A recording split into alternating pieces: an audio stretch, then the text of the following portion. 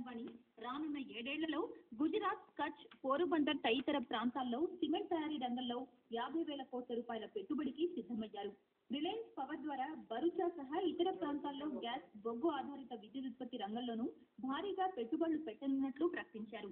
ఈ సందర్భంగా ముఖ్యమంత్రి నరేంద్ర మోదీని ప్రశంసలతో ముంచెత్తారు.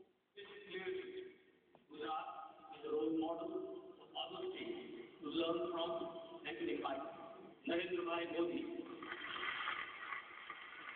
will be one of the great change agents for India in the last decade. గుజరాత్లోని పండిట్ దీన్ దయాళ్ పెట్రోలియం యూనివర్సిటీని ప్రపంచ స్థాయి విశ్వవిద్యాలయాల్లో ఒకటిగా రూపుదిద్దేందుకు కృషి చేయనున్నట్లు రిలయన్స్ ఇండస్ట్రీస్ ప్రకటించింది. దీనికి సంబంధించి RIL అధినేత ముఖేష్ అంబానీ రాష్ట్ర సర్కార్తో ఒప్పందం కుదుర్చుకున్నారు.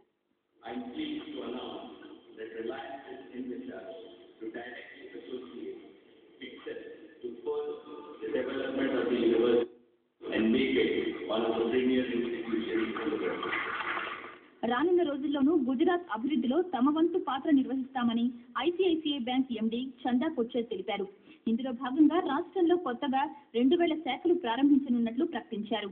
ICICI Group will continue our partnership in this growth, and therefore today we are going to sign an MOU with the state government for providing finances for this growth.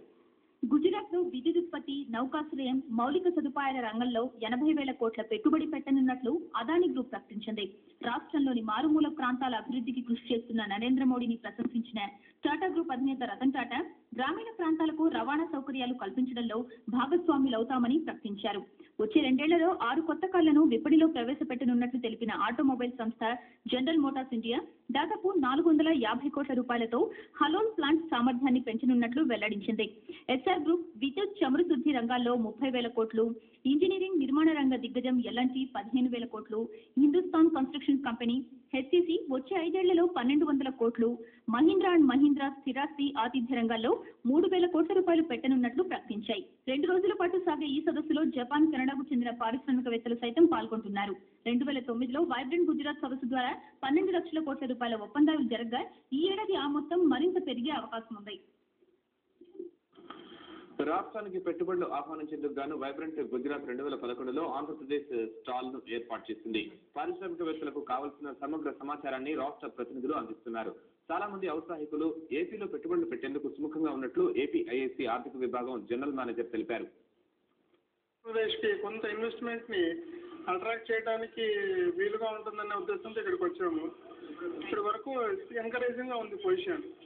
చాలా మంది entrepreneurs power sector, solar energy వాటి గురించి కూడా అడుగుతున్నారు. SEZ విశాఖపట్నంలో land allotment గురించి అడుగుతున్నారు. వాళ్ళకి ఏంటంటే ఏపీలో మంచి ఫెసిలిటీస్ ఉన్నటువంటి ఒక మంచి అభిప్రాయం ఉంది వాళ్ళకి. గవర్నమెంట్ ఫాస్ట్ గా రెస్పాండ్ అవుతుంది. తర్వాత ఇన్సెంటివ్స్ పొజిషన్ బాగా ఉంది, పవర్ పొజిషన్ బాగా ఉంది, and other facilities like labour and all that అన్ని బాగుంది అనేటువంటిది ఎంటర్‌ప్రెన్యూర్స్ మాకు మంచి ఫీడ్బ్యాక్ ఇస్తున్నారు సార్. స్వామి వివేకానంద 150వ జయంతి వేడుకలు దేశవ్యాప్తంగా ఘనంగా జరిగాయి.